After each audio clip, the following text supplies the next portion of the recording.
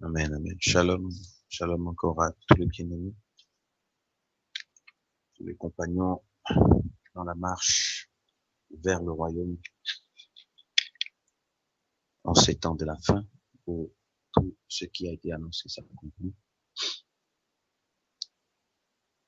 Rendons grâce à celui qui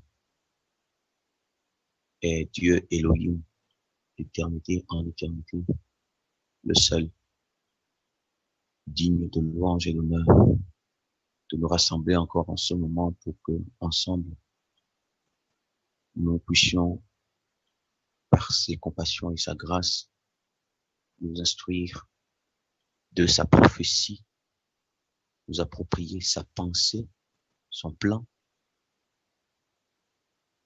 pour les temps de la fin, les choses cachées et qu'il révèle à ceux-là qu'il appelle parce qu'il les aime et parce que il veut leur accorder cette faveur, cette bénédiction qui est lui-même l'accession à l'héritage des saints rendu possible par le sacrifice du Messie. Nous lui rendons infiniment grâce pour ce privilège inestimable parce que nous ne le méritons certainement pas. Son amour est infini.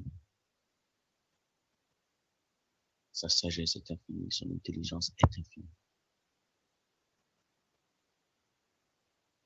Gloire à son Saint-Nom.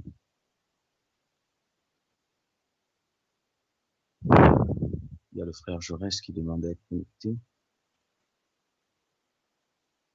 Donc nous allons, après ce résumé de notre frère Valère qui est exact et même très édifiant, parce que ce que Papa Valère a dit, notre frère Valère, nous appelions affectueusement Papa Valère, Yaya Valère, le frère Valère, ce qu'il a vraiment partagé avec nous est très important et d'ailleurs fondamental. Ce ne sont pas des informations que nous recevons, c'est la pensée d'Élohim ayant le pouvoir de nous transformer, mes frères et sœurs, et de nous sauver de cette génération perverse et corrompue. C'est des choses pratiques, c'est des choses vraies, palpables. On peut les vérifier en nous-mêmes.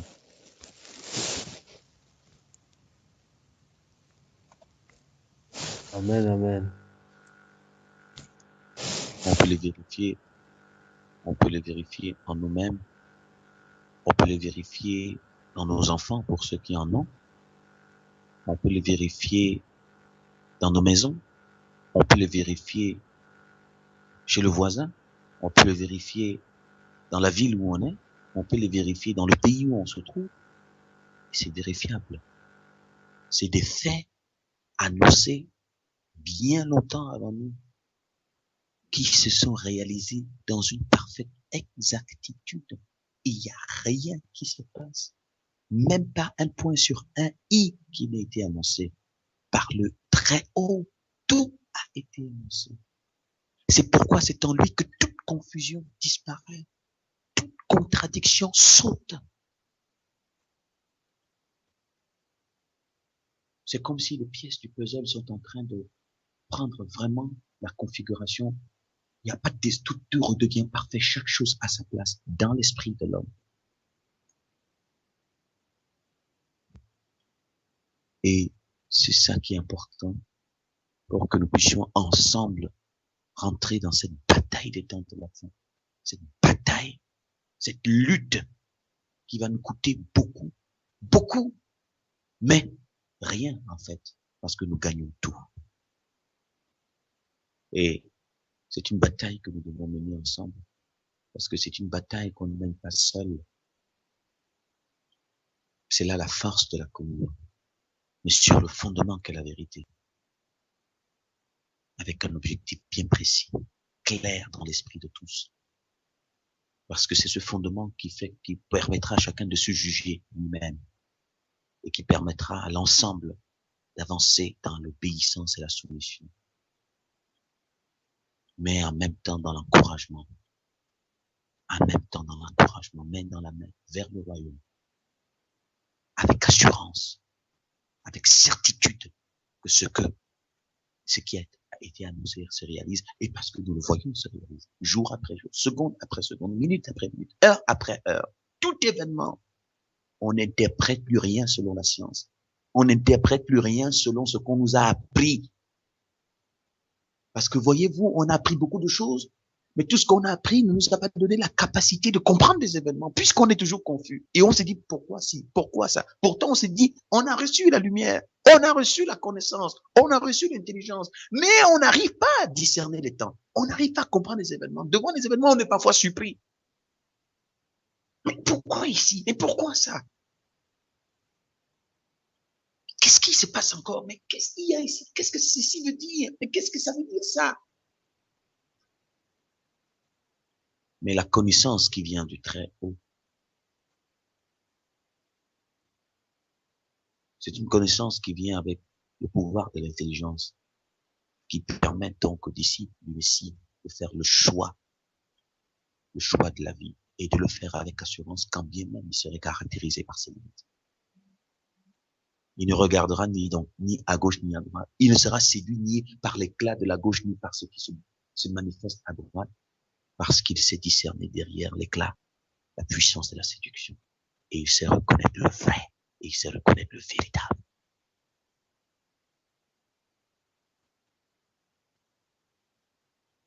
Ce sont ces armes que le Père vient donner aux faibles, que le Père vient de donner aux misérables, aux malheureux, aux chiens, afin qu'ils puissent lui exprimer leur reconnaissance et qu'ils puissent marcher sur le chemin du salut avec assurance, comptant sur lui, ayant le regard fixé vers lui,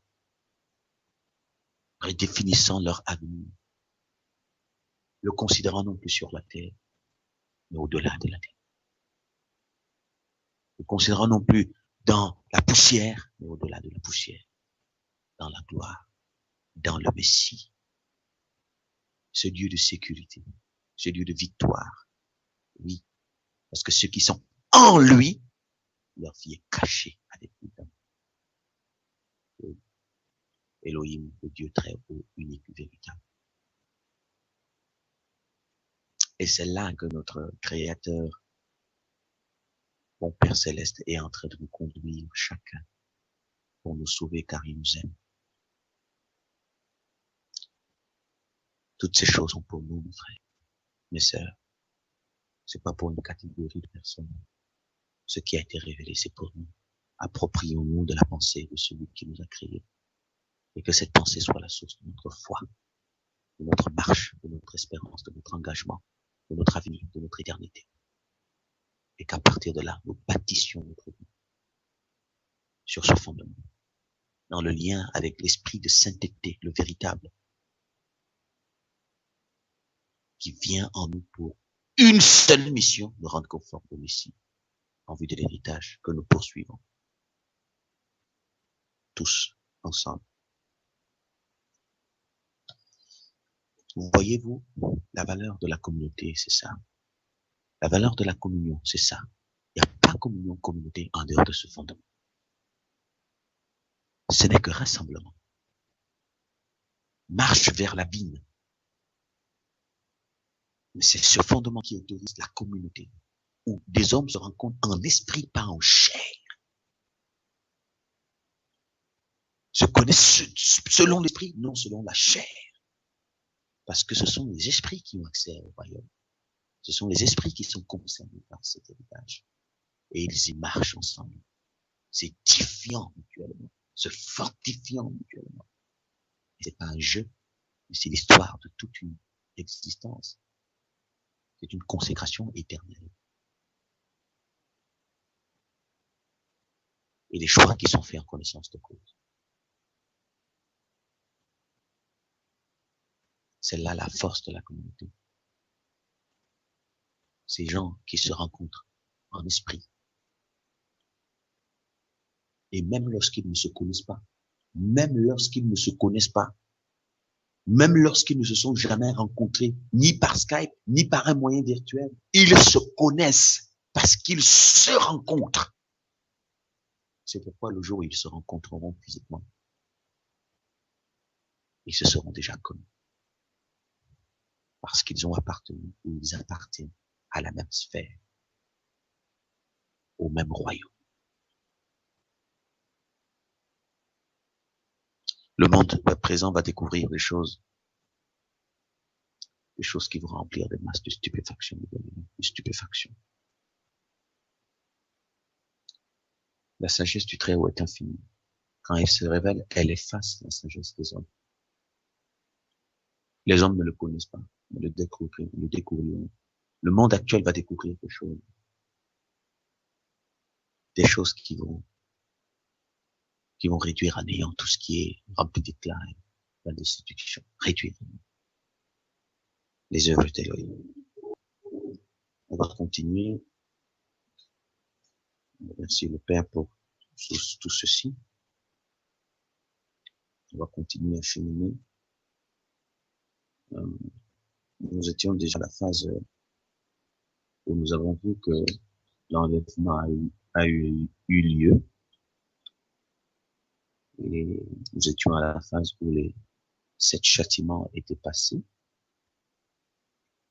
avec les 7 trompettes qui ont retenti, à la dernière trompette, au plus profond de la tribulation, des oppressions, où, comme le Messie l'a fait, souvenons-nous, avec les 7 églises, en envoyant de l'aide pour les fortifier dans les dernières heures de la bataille. La voix va retentir pour fortifier les disciples dans les dernières heures de la bataille. Pour leur dire, heureux ceux qui meurent dans le Seigneur. Acceptez de mourir dans le Seigneur. Vous n'avez pas perdu, vous avez gagné. Heureux. Ah oui, parce que c'est les dernières heures de l'acharnement. Acceptez de livrer vos corps au supplice. Parce que vous êtes heureux, vous, qui avez votre espérance dans le Seigneur. Et le méchant va exécuter plusieurs, et le reste sera enlevé. Et dès que cela va se faire, nous étions au chapitre 14. Nous entrons donc dans la dernière étape que nous avons eue au chapitre 15, les 7 derniers fléaux, les 7 derniers par lesquels se manifeste la colère de Dieu, la colère de Dieu, la colère de l'Élohim. Nous avons vu dans le chapitre 15 que nous allons recommencer. On reprend la lecture du chapitre 15. Donc, je voudrais prier un frère et une sœur à nous accompagner dans la lecture, chapitre 15, à partir du verset 1. Chapitre 15. Arnold, je voudrais repréciser le contexte. La sœur Solange, je ne sais pas si elle a le leçon. Amen, amen, amen. Oui. Donc, je voudrais repréciser que à cette époque, puisque nous sommes en train de marcher sur les traces de la prophétie, la trajectoire de la prophétie. Donc, nous avons déjà même traversé notre époque, puisque nous sommes à l'époque où le peuple est enlevé. Déjà avec le Messie, et il y a eu la première résurrection, les morts en Christ se sont relevés. Nous sommes à l'époque, donc, où sur la terre, actuellement, sur la terre, ça c'est, quand je dis actuellement, c'est l'actualité par rapport à l'histoire de la prophétie.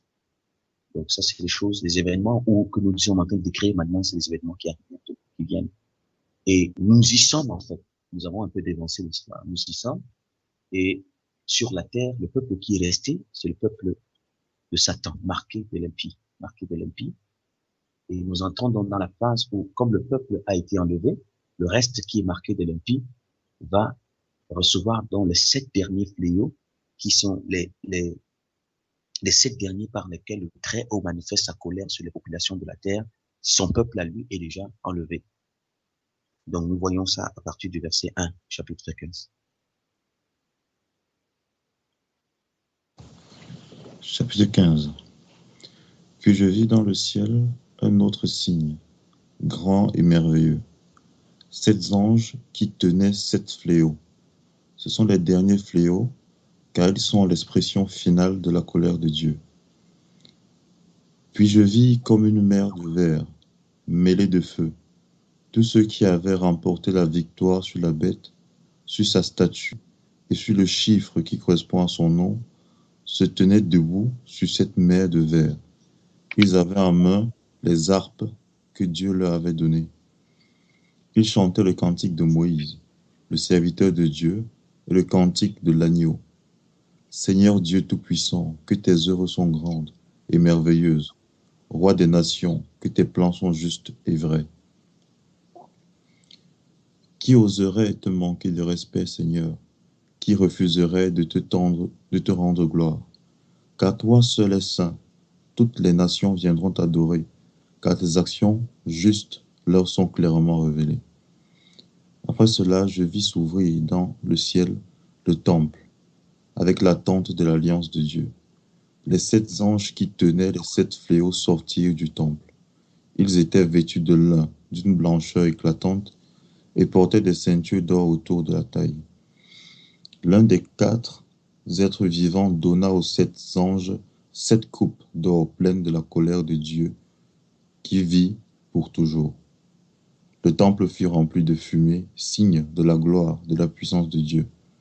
Personne ne pouvait entrer dans le temple avant que soient achevés les 7 fléaux apportés par les anges. Amen. Amen. Amen, amen. Daniel, ça va? Ça?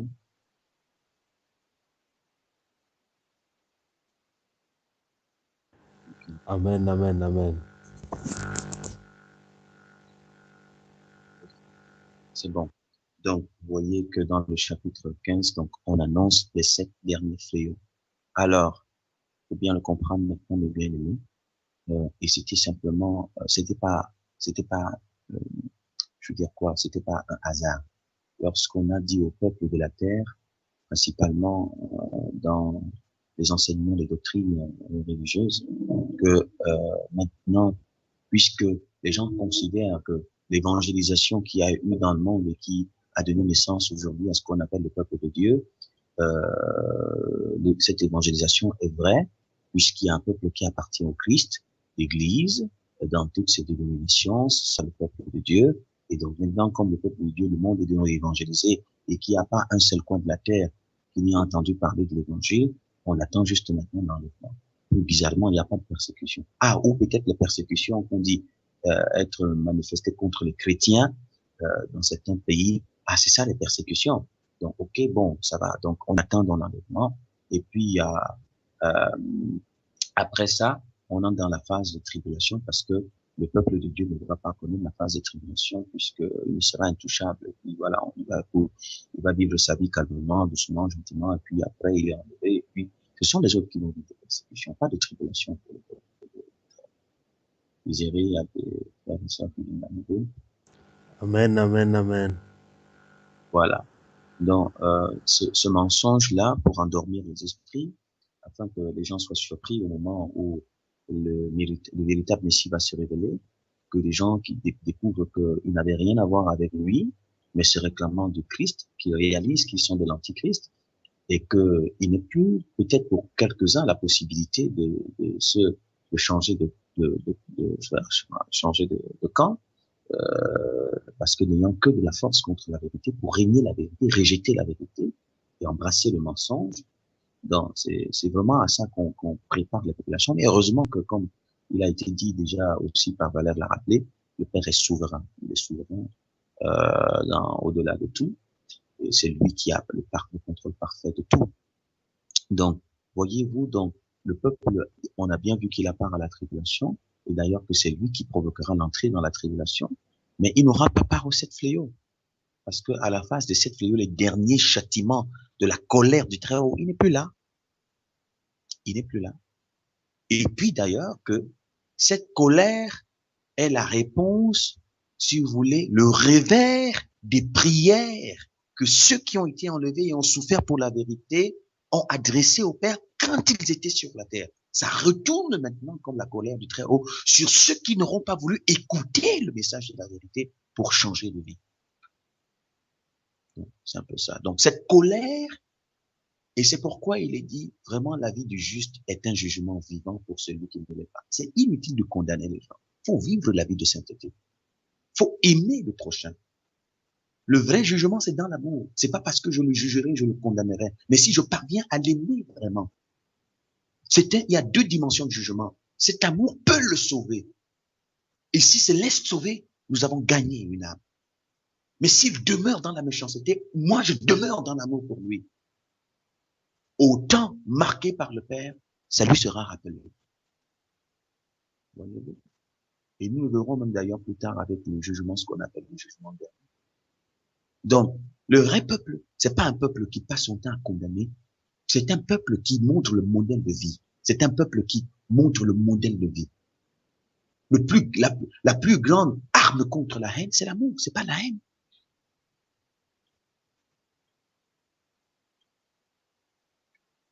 Vous m'entendez bien? Amen, amen. Tonton, il dit, c'est bon chez toi? Il dit que c'est entrecoupé, peut-être. Si vous m'entendez bien, ça veut dire que c'est un problème de connexion à ce niveau. Peut-être qu'il peut relancer. En tout cas, chez moi, c'est bon. Je sais pas si... C'est parfait, et même très fort d'ailleurs. Ah, d'accord. Ok. D'accord, ok, parfait. Donc, ce qui fait que c'est cela qui se produit en réalité. Bien aimé. Donc, comme je le disais, quand on parlera du jugement dernier, on le verra. Pour dire que c'est pour ça qu'on nous dit au temps de la fin, c'est la bonne nouvelle et annoncée par les témoins. Et les témoins, c'est qui? C'est des hommes et des femmes revêtus de l'identité du Messie, au travers desquels le royaume est connu dans ses vertus, sa culture, sa patrie. Donc les couleurs de la patrie sont manifestes au travers du peuple, du royaume. C'est cette vie d'en haut manifestée manifestée par les hommes sur la terre qui va bouleverser le monde. Bouleverser parce que les hommes, surtout les impies, ne supportent pas cela. Donc, comme pour dire que le grand besoin de l'humanité actuellement, c'est pas des condamnateurs, mais c'est des hommes qui sont l'expression de la vie du Messie. Dans ma propre maison, les personnes qui sont rebelles à l'évangile n'ont pas besoin de que je sois un condamnateur. Mais si je veux vraiment les aider, que je ne sois pas celui qui dit tu vas aller en enfer parce que tu ne peux pas repentir. Mais non, change. Laisse-toi briser, dépouiller, façonner, de sorte que la mort agisse en toi pour que la vie agisse en lui. La vie est plus grande que la mort. La mort qui le retient la vie qui te manifeste au travers de toi va dévoiler la mort qui est en lui, l'arracher de la puissance de la mort pour l'amener à la vie. C'est ça la réponse du peuple du Très-Haut dans un monde comme celui-ci.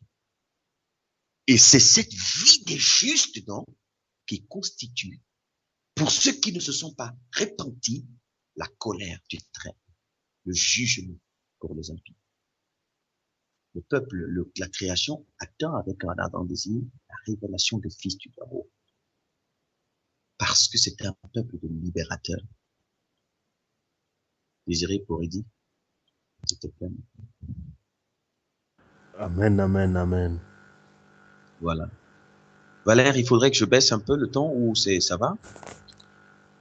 Non, je disais que c'est très bon, c'est parfait les sons, très bon. Merci. Merci. Donc, nous sommes donc à la phase où la vie des justes, c'est pourquoi, mes bien-aimés, non, non, le juste, celui qui va dans le chemin de la vie ne doit pas se plaindre d'injustice. Et c'est ce que nous avons besoin de vivre, que le Père va nous y mener, mes bien-aimés. Non. De toutes les manières, aussi longtemps qu'on ne m'a pas privé du royaume qui est mon héritage, qu'est-ce qu'on m'a pris? Rien. Rien. Christian vient d'arriver. Amen, amen, amen. Voilà. On m'a pas privé de mon royaume. C'est mon héritage. Je me plaindrai quand on m'aura détourné de mon héritage. C'est là, oui. Prends-moi mon bic. ma voiture. C'est pour ça qu'il dit, pour ceux qui ont cet héritage, si tu as deux, quelqu'un te prend, donne-lui ton manteau. C'est pas là ton trésor. C'est pour dire qu'en réalité, celui dont l'héritage est en haut est rentré dans la richesse éternelle. Et c'est cette richesse qui constitue sa réjouissance quotidienne. Et le Père vient donc vraiment nous dépouiller. Il ne vocifère pas parce qu'on l'a piétiné. Il vocifère pas parce que si, il vocifère. Mais pour lui, tout ce qui vient de détourner de son héritage, il devient très ferme parce que c'est son trésor. C'est son héritage. Amen, amen, amen. C'est pour ça que normalement, on ne retrouve pas le peuple d'Élohim justement dans les querelles, dans les... Et c'est pour ça que Jacques va dire aux autres, d'où viennent les querelles? N'est-ce pas des passions qui luttent dans vos membres? Des passions de la chair qui n'ont rien à voir avec le travail. Vous demandez, mais vous ne recevez pas. Parce que vous ne demandez pas. Parce que tout ce que vous demandez n'atterrisse pas chez lui. Parce que vous ne demandez que pour satisfaire vos passions. Et comme vous ne demandez que pour satisfaire vos passions, vous demeurez dans votre nature. Et comme vous demeurez aigu et orgueilleux, hautain, il suffit d'un moindre pour que vous, moindre réalité pour que vous entriez dans le querelle. Parce que vous avez d'autres intérêts que le royaume. C'est là le malheur. Aussi longtemps que nous avons d'autres intérêts que le royaume, c'est la source de nos malheurs. Le mal-être vient du fait que nos cœurs ont d'autres intérêts que le royaume. Mais un cœur qui commence à avoir pour seul intérêt le royaume, où il est dépouillé de tout autre intérêt, il est dans la joie. Et cette joie ne peut lui être enlevée par rien. Qu'est-ce qui nous séparera? Je vous dis ces choses afin que ma joie soit en vous et que votre joie soit parfaite. Ce n'est que dans ces dispositions. Et voilà notre héritage. Voilà notre vocation. Voilà notre identité vers laquelle nous tendons. Et c'est ce à quoi nous aspirons quotidiennement. Voilà le sens unique de la prière. Et le Père va nous aimer. Donc, nous sommes rentrés donc à la phase des 7 feuillets qui constituent la réponse, le revers de la prière des consacrés. Vous voyez, c'est pour ça que les prières back to the sender. Tu renvoies là. C'est la méchanceté, ça. C'est la méchanceté. Quelqu'un m'a fait quelque chose, il faut vraiment que le mal lui arrive. Il faut vraiment qu'un malheur. Non, même parfois, je ne le dis pas peut-être de ma bouche, mais mon cœur le médite. Si vraiment un malheur peut lui arriver pour qu'il réalise tout le mal qu'il m'a fait. Tout le mal qu'il m'a fait. Tu es méchant. Toi-même, tu es méchant. Tu n'es pas différent de lui. Quand tu le condamnes là, toi-même, tu te condamnes devant le Très-Haut.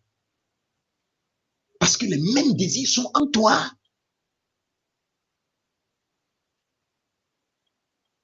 Voyez-vous? Non! Béni! Ne maudis pas! Béni! Ainsi tu es irréprochable devant le Très-Haut. Parce que tu as fait ce qu'il t'a demandé, aimer ton prochain, même ton ennemi. Tu es irréprochable. Parce que si le méchant utilise ton ennemi pour te faire haïr, utilise ton voisin pour te heurter et que tu commences à haïr ton voisin, simplement, le méchant a utilisé ton voisin pour que les mêmes sentiments qui condamnent ton voisin soient en toi. Comme il a la haine, toi aussi tu as la haine, vous êtes pareils tous les deux. Pareils tous les deux.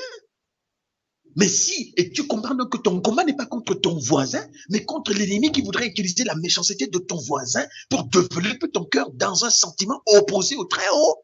Ton combat est contre l'ennemi, pas contre ton voisin. Il n'est qu'un instrument, ton voisin. Et nous ne luttons pas contre la chair et le sang, mais contre celui qui voudrait, à partir des événements autour de nous, développer, renforcer la nature de l'impie en nous. Nous disons, Père, cette haine, détruis-la. Je veux même accepter qu'on me couche si c'est nécessaire, mais je voudrais que tu gardes en moi ce qui est de toi. Pitié, Seigneur, viens secours-moi. Vous comprenez que la vraie bataille, voilà la vraie bataille du disciple qui aspire au royaume parce qu'il voudrait, son combat, c'est qu'il doit paraître devant le Seigneur saint, pur, saint et irréprochable. Le méchant voudrait qu'il soit reprochable et à rejeter.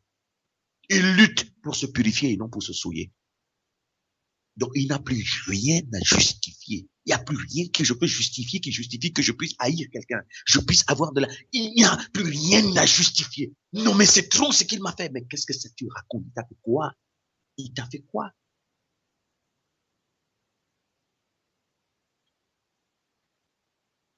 Il est faible, mais il crie, Père, libère-moi. Père, affranchis-moi. Père, libère-moi. Père, il n'est pas dans bateau de Senda. Bateau de Senda. C'est le culte de la méchanceté. Et il bénit, il ne maudit pas. Il aime, il ne hait pas. N'est-ce pas là la vie du Messie? Et c'est ainsi qu'il est plus grand. C'est ainsi que la vraie grandeur se révèle là. La puissance se révèle dans les vertus. Il y a d'ailleurs un partage que nous avons. La puissance se révèle dans les vertus. La puissance. On dit le royaume de Dieu ne consiste pas en parole, mais en puissance. Ça ne veut pas dire changer de l'eau en sang. Ça ne veut pas dire produire des signes miraculeux, faire pousser la main de quelqu'un. La puissance dont il est question, le royaume de Dieu, c'est pas en puissance, c'est-à-dire, et c'est là qu'on dit, il a donné le pouvoir de devenir enfant de Dieu, c'est-à-dire le pouvoir d'aimer son ennemi, le pouvoir de pardonner, le pouvoir d'être joyeux. C'est ce que cela veut dire. C'est pourquoi on ne s'auto-proclame pas. Si je le suis, cela va se voir dans les événements. Et c'est un tel peuple que le Père vient susciter des vrais esprits dont le monde n'est pas digne. Mais ça, ce n'est possible que pour ceux dont l'aspiration, c'est le royaume. Et c'est là que le Père vient nous donner. Je n'ai donc plus rien à justifier dans mes rapports avec papa. Rien à justifier dans mes rapports avec maman. Rien à justifier dans mes rapports avec mon collègue. Rien à justifier dans mon rapport avec. Je n'ai plus rien à justifier. Même s'il est un fait. Même s'il faut que mon cœur soit dépouillé. Je vis ça en moi. J'avoue, j'admets, mais je vais prier j'entre dans le combat spirituel contre moi, contre ce qui est en moi, ce qui vient se développer en moi. Et on commence à trouver vraiment le sentier de la victoire sur le méchant. Quand il dit, je vous ai donné le pouvoir de marcher sur les serpents, sur les scorpions, sur toute la puissance de l'ennemi, c'est ce que ça veut dire. Parce que l'ennemi, Satan veut dire haine, Satan veut dire jalousie, Satan veut dire colère, Satan veut dire querelle, Satan veut dire méchanceté, Satan veut dire, c'est ce que cela veut dire. Le pouvoir de marcher sur la haine, de marcher sur les jalousies, de marcher sur les calomnies, de marcher sur les condamnations, de marcher sur les cupidités. C'est ce que cela veut dire. Et quand on a un peuple pareil, il est lumière, il est repère. Et quand ce peuple part, sa vie devient le jugement vivant. Il dit, ok, maintenant, le Père, toutes les prières qu'il a faites sur Valère, parce que Valère lui fait du mal, il va supplier, Seigneur, détruis-moi, détruis tout ce qui peut naître en moi contre lui, mais je te supplie, secours-le, viens lui en aide. S'il le fait, c'est parce qu'il est ignorant. Cette prière-là, quand elle est vraie, il le fait pas parce que il est dans la fantaisie. Quand elle est vraie, si Valère ne change pas, le désir de l'âme, le désir du salut de Valère devient jugement contre lui. Donc c'est inutile de condamner nos Valères. Il faut te crier. Et puis quelqu'un qui a perçu la vie, les temps de feu et de souffle, mes bien-aimés. Déjà seulement les 7 fléaux, nous allons les voir. Qu'est-ce que c'est? D'abord, vous avons vu les châtiments. Nous avons fini avec les châtiments. Maintenant, nous entrons dans les 7 derniers fléaux. Vous pensez qu'il est souhaitable que quelqu'un qui vous hait vive ça? Vraiment? Quand quelqu'un perçoit ce qu'il ne souhaite pas que c'est ce que Étienne avait, que Père, ils m'ont fait ça, mais s'il te plaît, si tu ne leur imputes, ils vont vivre la misère. Moi, je sais que je vais dans la gloire. Je sais que je vais dans la gloire. Mais si tu leur imputes, ils m'ont fait, oh, qu'est-ce qu'ils vont devenir? Et ce qui est pire encore, les temps de feu et de souffle. Oh, Seigneur, je te supplie, ne leur impute pas cela, s'il te plaît. Cette prière a participé au salut de Saul qui est devenu Paul plus tard. C'est de tels esprits dont la création a besoin. Donc, et c'est leur prière aujourd'hui qui deviennent les 7 derniers fléaux par lesquels le Père va manifester sa colère sur les populations de la terre, chapitre 16.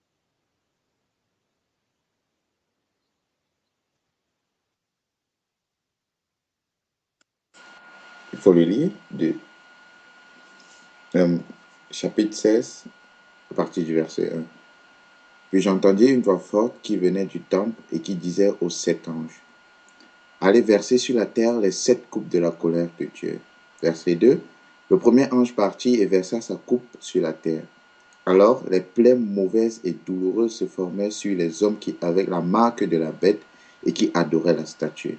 Verset 3. Le deuxième ange versa sa coupe dans la mer. L'eau devint comme le sang d'un mort et tous les êtres vivants qui se trouvaient dans la mer moururent. Verset 4. Le troisième ange versa sa coupe dans les fleuves et les sources d'eau qui se changèrent en sang. Verset 5. J'entendis alors l'ange qui a autorité sur les eaux dire, toi le Saint, qui est et qui était, tu t'es montré un juste juge. Verset 6. Les gens ont en effet répandu le sang de ceux qui t'appartiennent et celui des prophètes, et maintenant tu leur as donné du sang à boire. Ils ont ce qu'ils méritent. Verset 7. Puis j'entendis une voix qui venait de l'autel et disait, oui, Seigneur Dieu Tout-Puissant, tes jugements sont vrais et justes. Verset 8. Le quatrième ange versa sa coupe sur le soleil, qui fut autorisé alors à brûler les hommes par son feu. Verset 9. Et les hommes furent brûlés par une chaleur terrible. Ils insultèrent le nom de Dieu qui détient de tels fléaux en son pouvoir, mais ils se refusaient de changer de comportement pour lui rendre gloire. Verset 10. Le cinquième ange versa sa coupe sur le trône de la bête, et son royaume fut plongé dans l'obscurité. Les hommes se mordaient la langue de douleur. Verset 11. Ils insultèrent Dieu du ciel à cause de leur douleur et de leur plaie, mais ils ne se détournaient pas de leurs mauvaises actions. Verset 12. Le sixième ange versa sa coupe sur le grand fleuve, l'Euphrate. Le fleuve se dessécha pour livrer passage aux rois qui viennent de l'Est. Verset 13. Puis je vis trois esprits mauvais semblables à des grenouilles qui sortaient de la gueule du dragon, de la gueule de la bête et de la bouche du faux prophète. 14. Ce sont les esprits des démons qui font des miracles. Ils s'en vont auprès des rois de toute la terre afin de les rassembler pour la bataille du grand jour du Dieu Tout-Puissant. Verset 15. Écoute, dit le Seigneur, je viens comme un voleur. Heureux celui qui reste éveillé et garde ses vêtements pour ne pas aller nu et n'avoir pas la honte d'être vu ainsi. Verset 13. Les esprits rassemblèrent les rois dans un lieu appelé en hébreu Armageddon. Verset 17. Le septième ange versa sa coupe dans l'air. Une voix forte se fit entendre du temple. Elle venait du trône et disait, c'en est fait. 18. Il y eut alors des éclairs, des bruits de voix, des coups de tonnerre et un violent tremblement de terre. Celui-ci fut même si violent qu'il n'y en a jamais eu de pareil depuis l'apparition de l'homme sur la terre. Verset 19. La grande ville se brisa en trois parties et les villes de tous les pays s'écroulèrent. Dieu n'oulia pas la grande Babylone. Il lui fit boire le vin de sa coupe, le vin de son ardente colère. Verset 20. Tous les îles disparurent et l'on ne vit plus de montagne. Verset 19. Des grêlons d'un poids énorme tombaient du ciel sur les hommes. Et les hommes insultaient Dieu à cause du fléau de la grêle, car c'était un fléau d'une violence terrible. Amen. Amen. Amen. Voilà la Amen. description des événements qui arrivent pendant les 7 fléaux qui vont se déployer sur les hommes qui vont rester sur la terre. Je voudrais noter une chose ici, frères et sœurs. On dit que pendant que ces fléaux arrivaient, les hommes étaient en train d'insulter Dieu. Ils se mordaient de douleur et l'insultaient. Je veux vous faire, ensemble, nous allons voir une chose. Ça nous est déjà arrivé, chacun peut le reconnaître, à des moments où, lorsque nous sommes en colère parce que quelque chose nous a été blessé, quand on te cite un verset de Dieu pour te rappeler que ce n'est pas bien, tu t'énerves encore plus, tu ne veux même pas entendre parler de verset. Parce que tu es fâché, tu vocifères, tu es en colère, tu ne veux rien entendre, même pas les versets bibliques. Et tu dis, oui, vous sentez, il y a parfois cette rébellion, c'est ce qu'on appelle la nature de l'homme de la révolte. C'est les choses qui nous ont caractérisés quand on s'est réclamé de la vérité, mais étant des insoumis à la vérité. On est soumis que lorsque ça nous arrange. À partir du moment où notre nature commence à être heurtée, quelqu'un te rappelle la parole, tu te fâches encore beaucoup plus. Et voyez, c'est cette nature qui se renforce pour devenir ce qu'on voit ici, où les gens, quand ils sont frappés de douleur, ils insultent le Très-Haut. C'est cette nature qui se renforce pour arriver à ce stade. C'est pour ça, mes frères et sœurs, vraiment, la marche sur la foi est un engagement de soumission et d'obéissance au Très-Haut. C'est pas un engagement de discussion sur ce qu'il dit. Quand bien même je n'ai pas la capacité, quand bien même je n'ai pas la force, quand bien même je sens mes limites, je supplie parce que je dois me soumettre. Il n'y a pas de raisonnement. Pas de raisonnement possible. Et ce que je hais, c'est cette nature qui veut raisonner. C'est cette nature qui ne veut pas. Je hais cette nature. Et je vais la livrer au Père. Quand on prend conscience de ces réalités, on ne regarde plus le voisin. On se regarde soi. On commence à dire, vraiment, si je me perds, ça ne viendra pas de mon voisin. C'est de moi. Parce que ce que je porte en moi doit être anéanti jusqu'à la dernière essence. Je vous assure. Ce sont des humains créés par Elohim qui font ça. Malgré tout ce qu'ils reçoivent. Ils ne veulent pas se repentir. Ils l'insultent.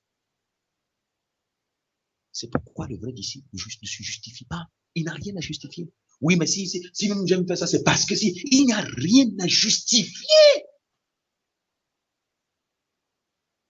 Oui, mais il n'y a pas de mais. Il n'y a pas de mais. J'ai fauté. J'avoue. C'est vrai. Pitié de moi. Détruis la rébellion en moi. Je veux que tout en moi se soumette à toi. Il n'y a pas de mais avec toi. Il n'y a que le oui et amen. Vous voyez, quand on fait des prières, on dit oui, amen. Ce que cela veut dire. Il n'y a pas de mais. Il y a le oui et amen. Il n'y a rien à justifier. C'est pour ça que j'ai dit qu'il n'y a pas de libre arbitre. Le libre arbitre, c'est le péché. Avec le Père, on est esclave de la vérité, esclave de la justice, esclave de la vie. Pourquoi? Parce qu'on est esclave du bonheur. Ça fait du mal à quelqu'un d'être esclave du bonheur? Parce que c'est ça qui nous mène vers le bonheur. Dans ce que le Père dit, il a déjà prévu notre propre bonheur. Il n'y a pas, donc avec le Seigneur, il n'y a pas quand même des moments où on peut quand même, il n'y a pas quand même des moments, il n'y a pas ça, ça n'existe pas. Parce que dans l'esprit, on ne fait pas ce qu'on veut. On fait le vouloir du Très-Haut. Mais c'est lui qui nous a créés. Comment il m'écrit, il me donne le souffle, il me donne la bouche, et puis je m'en vais discuter avec lui. Donc vraiment, c'est des spirités, c'est des enseignements des démons, des choses qui nous prédisposent à cela. La vérité soumet. Et puis dans la soumission, c'est pas une soumission forcée, avec amour, avec joie. Pourquoi? Je suis convaincu qu'il m'aime. L'amour avec le Père n'est pas un amour je sais pas moi quoi, de servitude. Je ne vous appelle plus mes serviteurs, parce que je vous ai fait connaître tout. Je vous appelle mes amis.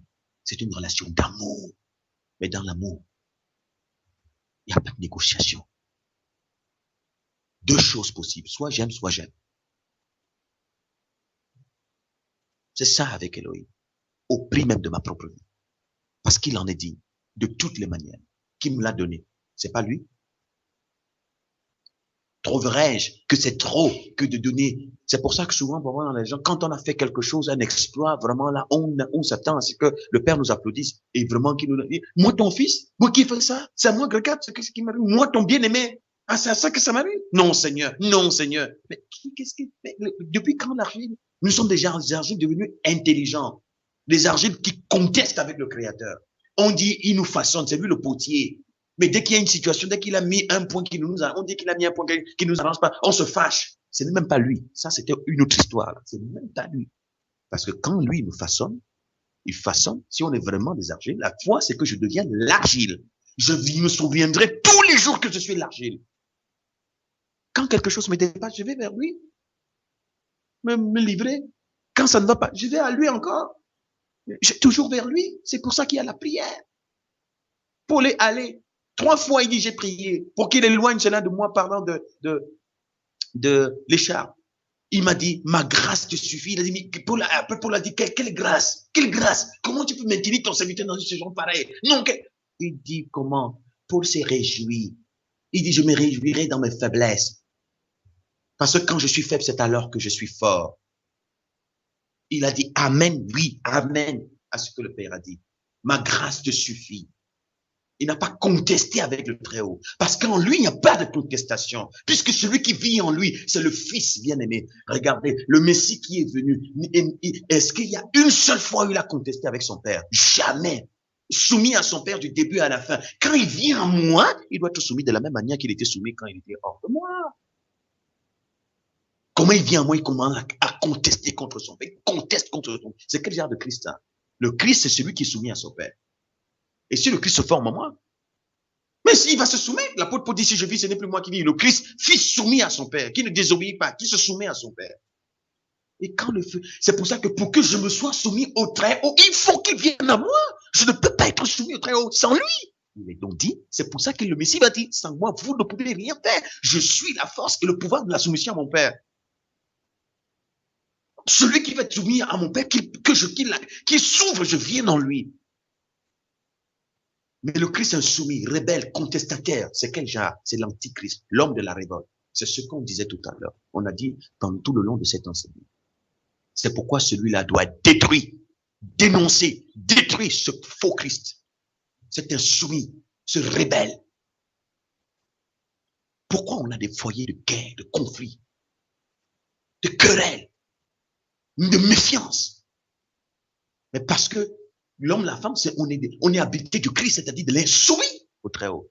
C'est pourquoi, si elle ne fait pas ce qui m'arrange, c'est le jour où elle fait ce qui m'arrange, amen. Le jour où il fait ce qui m'arrange, amen. Le jour où c'est le contraire, donc on a d'autres intérêts que le royaume que nous défendons. Pourquoi il y a des communautés où les gens sont dans des rivalités? Parce que c'est le Christ insoumis. Personne ne veut être soumis à l'autre. Personne ne veut. Chacun veut que tout le monde le voie et le respecte. Chacun a même ses principes. Mais on a des principes. Moi, en tout cas, écoute, mon cher ami, moi, j'aime mes principes. Ah bon? Parce que moi, je n'aime pas ça, je n'aime pas ci, je n'aime pas ça, moi, je n'aime pas ça, je n'aime pas ça. Donc, des principes qui défient les lois du Très-Haut. Voyez-vous? Bon, c'était simplement une description, encore, on revient dessus, de cet homme de la révolte, et c'est ce qui se renforce. C'est pour ça que le méchant garde dans le voile beaucoup qui se disent Christ est en moi, ou Krishna, ou je ne sais pas comment on l'appelle dans les autres régions, de sorte que ça se renforce avec le temps, comme ça, ils se mentent jusqu'au dernier jour où ça a pris tellement de volume, où où c'est plein, il n'y a plus rien à faire. Vous voyez, c'était ça le gros piège dans lequel il a plongé plusieurs. Mais Elohim est tellement amour pour venir dénoncer ces choses en nous, afin que nous puissions collaborer avec lui, qu'il les détruise, que tout en nous lui soit entièrement soumis, parce qu'on ne conteste pas avec le Très-Haut. On se soumet à lui par amour, parce qu'il nous a aimés le premier. Et vous imaginez, c'est en Christ, l'esprit soumis, qu'on peut avoir des hommes soumis à lui, dont des hommes de vertu. C'est en Christ Yeshua, l'esprit soumis à son Père, qu'on peut avoir des femmes vertueuses et des femmes soumises à leur mari. Donc, c'est en Christ Yeshua qu'on peut avoir des enfants soumis au Très-Haut et qu'on peut avoir des enfants soumis à leurs parents. Donc, c'est en Christ qu'on peut avoir la vraie famille d'Élohim. Donc, la vraie communauté, ça se construit dans le désert. Et cela va se révéler.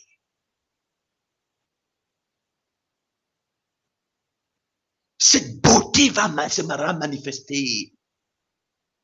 Et si je veux avoir part à l'œuvre merveilleuse qui se passe dans le désert, que je sache que quand j'entre dans le désert, ce n'est plus moi qui va en sortir, c'est le Christ. 1000, comme on le dit souvent ici. 1000 qui rentrent dans le désert, celui qui sort du désert, ce n'est plus eux, c'est le Christ qui sort. Et c'est lui qu'on doit voir. Au désert, quand j'entre dans le désert, c'est ça l'engagement, le baptême. Le baptême, c'est que je choisis que quand j'entre dans le désert, ce n'est plus moi qui va en sortir. Ce n'est pas moi qu'on doit voir, je vais mourir. C'est le Christ qu'on doit voir.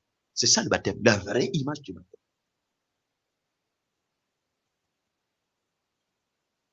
Si nous entrons dans le désert, et nous avons choisi d'entrer dans le désert, nous avons pris l'engagement de sortir de la contestation pour entrer dans l'obéissance. Mais parce qu'il nous aime, en réalité, il nous a aimés le premier. Et parce que nous savons que celui qui sortira du désert, ce ne sera pas nous. Mais c'est lui, le Messie. Et c'est lui que le monde verra. C'est lui dont le monde contemplera la gloire. Et c'est lui qui viendra libérer les misérables. Et nous entrons dans le service de Dieu. Serviteur de Dieu. Serviteur d'Élohim. Des vases qui ne servent que lui. De tels esprits, le monde en est bâti. Non. Non. C'est pour ça qu'ils n'attendent pas la récompense sur la terre. Qui peut les récompenser? Leur souci, c'est de servir pour contribuer au salut d'un grand nombre et partir se poser. C'est cela, mes bien-aimés. C'est pour ça qu'il va dire dans le verset 15 du chapitre 16 que nous avons lu. Heureux, il dit, voici, je viens comme un voleur. Heureux, celui qui se tient éveillé et qui garde ses vêtements. Garde ses vêtements. afin de ne pas aller nu. Voyez-vous, le vêtement intérieur, la tenue de l'esprit, les vertus de l'esprit, les fruits de l'esprit, le vêtement intérieur. C'est pourquoi on parle, il dit à la fin, que celui qui veut se purifier, qu'il se purifie jusqu'au bout, qu'il garde ses vêtements. Mais nous avions des vêtements sales. Ces vêtements doivent être déchirés, consumés, brûlés, pour être revêtus du vêtement de sainteté, le Messie Yeshua. Et c'est ce vêtement qui se révèle par les caractéristiques du Messie dans ma maison, partout où je me suis, et qui commence à distinguer un peu plus différent, et qui sera manifesté en plein jour. Par la puissance du Très-Haut. C'est ça le peuple qui se construit. Des esprits purs dont le monde n'est pas digne. Voilà notre vocation. Voilà notre histoire en Yeshua. Et voilà notre bénédiction qui ne se fait sur d'aucun chagrin. Le vêtement de pureté. Le vêtement d'obéissance. Au point où même ma propre existence, je ne la considère pas trop précieuse. Où on arrive au point où on ne fait plus aucun cas de notre vie comme si elle nous était précieuse. Prêt à mourir pour que la vérité soit révélée.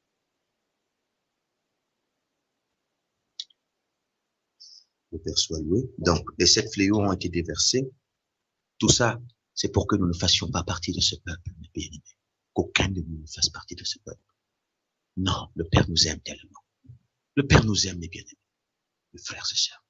Le Seigneur qui nous a créés nous aime. Il ne nous destine pas. Parce que cette histoire va se produire sur cette même terre. Et on n'a pas dit que ces gens avaient des noms. On n'a pas dit que ces gens, c'est pas Valère, c'est pas Fabrice. Non. On a cité, il y aura des hommes qui vont servir cette partie de la prophétie. Des gens frappés de douleur qui insultent le Très-Haut. Que ce ne soit pas moi, que ce ne soit pas toi. Mais il faut que ce personnage en nous soit consumé, soit détruit. Et que le Messie vrai, sauveur et libérateur forme son identité en nous. Que nous devenons des hommes de vertu, des femmes de vertu, des êtres intelligents. La propriété de lui, marquée de son sceau, qu'il bandira à toute l'humanité avec fierté. La vraie famille, les vrais consacrés, constitueront le vrai repère. Les étoiles qu'on appelle stars vont descendre dans la vie. Parce que les vrais repères seront les vrais fils d'Élohim. Et les misérables sortiront de la misère. Les morts sortiront des tombeaux. Les vrais repères qui provoquent la chute du règne des nations. Oh Seigneur, je vous assure, je veux vous avouer que, parlant de ces choses, il y a quelque chose qui retentit fortement dans mon esprit, que je ne dise pas aux gens et que je sois désapprouvé. Père, je te supplie, je puis vous assurer, frère. À des moments, je me suis dit, mais est-ce qu'il ne faudrait pas que je me taise, Père, jusqu'à ce que vraiment tu puisses accomplir totalement et que je ma bouche, parce que je ne veux pas commencer, je ne veux pas dire ces choses et être c'est terrible et être désapprouvé. Mais non, Seigneur, la pire des choses qui peut arriver à un humain, la pire des choses. Nous ne tirons pas gloire de partager ces choses avec les hommes. Mais pourvu que nous en devenions des modèles. Parce que c'est là notre gloire. Voyez, c'est dur d'en parler comme ça. C'est très dur. On se réjouit parce qu'on met tous à la disposition de tous que nous ayons tous les mêmes bases, les mêmes. Tous. Qu'il n'y ait pas de plus grand, qu'il n'y ait pas de plus petit. Parce qu'il n'y a pas de concours dans la marche vers le royaume. L'essentiel, c'est d'y arriver tous. Parce qu'après, ça devient, quand tu as fini sur Skype, tu as fermé le micro, tu retournes à ta vraie réalité. Et tu te dis, oui Seigneur, je ne veux pas être désapprouvé. Il faut que je me batte. J'implore ta faveur, aie pitié de moi. C'est pourquoi, dans la communauté, il n'y a pas de plus petit. Parce que Valère a besoin du soutien d'Aurèle. Fabrice a besoin du soutien de Christian. Il n'y a pas de plus petit, comme je disais à un frère hier. Et comment on peut arriver à un point où les gens disent, on ne peut plus rien se dire. Maintenant, chacun doit aller vraiment de son côté parce que qu'est-ce qu'on peut encore se dire vraiment? Est-ce que Serge peut m'enseigner? Est-ce que Valère peut me dire encore quelque chose de nouveau? Mais je dis, mais c'est aberrant. Vous êtes arrivé au sommet de l'incrédulité, au sommet de l'orgueil, mais c'est pas possible. Mais non, c'est pas vrai. Dans la vraie communauté, c'est pas possible. Parce que édifier veut dire participer à ma construction. Mais donc une sœur, même sans parole, peut participer à me pousser vers le Seigneur. C'est ça la vraie communauté. La complémentarité. Chacun à sa place. Joue son rôle avec joie. Parce que c'est l'humilité qui caractérise les esprits. C'est pas la prétention. C'est pas le positionnement. C'est pourquoi le vrai appel, quand on dit, Seigneur, moi, il y a quelqu'un qui me dit, moi, j'ai prié, je disais au Seigneur, révèle-moi mon appel. Je dis, ça, c'est l'orgueil, ma sœur. Le seul appel qui concerne tous les disciples, c'est de devenir conforme au Messie Yeshua. Il n'y a pas d'autre appel. Quel appel cherches-tu? Ça veut dire que tu cherches ton positionnement. Donc, en réalité, tu ne connais pas la vérité. Il n'y a qu'un seul appel. Ce qui les a appelés, il les a aussi. Il les a ce qu'il a connu d'avance, il les a prédestinés à devenir semblables à l'image de son fils, afin que son fils soit le premier-né de beaucoup de frères. Il nous appelle à devenir conformes à lui. Ce qu'il a appelé, il les a aussi justifiés. On est appelé à être justifiés. On est appelé à devenir conforme au Messie. De quel appel on parle encore? On est appelé à revêtir les vertus. Tous. Ils avaient tout en commun. Et ce qu'ils avaient en commun, c'était la nature du Très-Haut.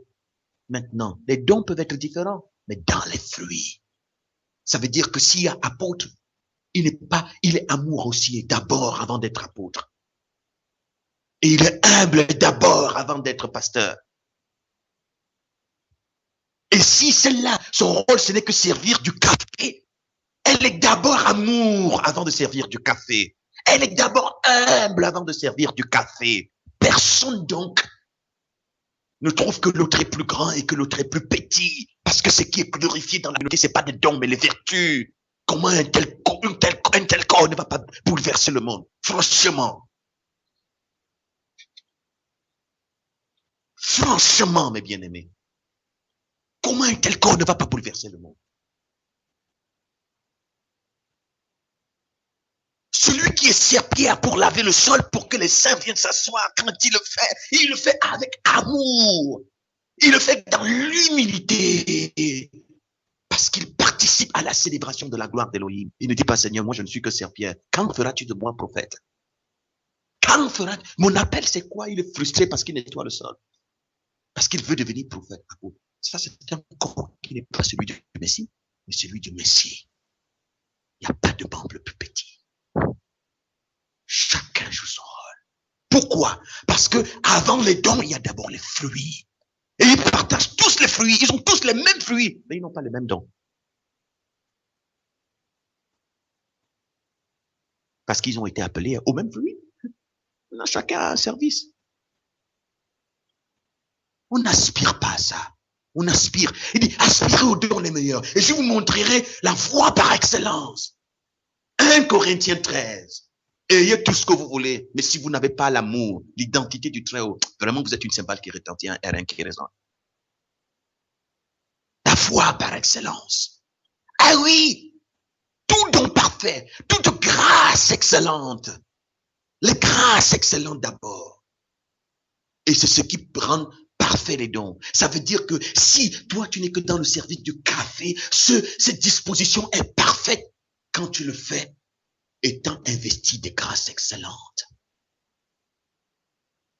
Tu ne fais pas en murmurant, tu ne fais pas en te fâchant, tu ne fais pas pour que les gens te respectent, tu ne fais pas parce que et ce qui se manifeste, c'est de la vertu. Tu dégages la mort, dégage la mort. Tout le monde doit avoir peur de toi. Parce que tu fais trop. Ah non, non. Oh Yahvé, oh Yahvé. Quelle gloire de voir un tel corps se manifester.